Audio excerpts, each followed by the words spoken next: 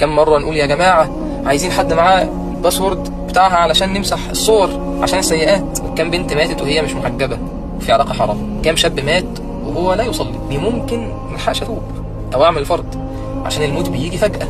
ربنا سبحانه وتعالى قال حتى إذا جاء أحدهم الموت قال رب ارجعون لعلي أعمل صالحا فيما تركت. وقال تعالى يا أيها الذين آمنوا لا تلهكم أموالكم ولا أولادكم عن ذكر الله ومن يفعل ذلك فأولئك هم الخاسرون وأنفقوا مما رزقناكم من قبل أن يأتي أحدكم الموت فيقول رب لولا أخرتني إلى أجل قريب فأصدق وأكن من الصالحين ولن يؤخر الله نفسا إذا جاء أجلها والله خبير بما تعملون. والله مفيش حد هينفعك في القبر أو يوم القيامة في أرض المحشر أو وانتي بتعدي من على الصراط.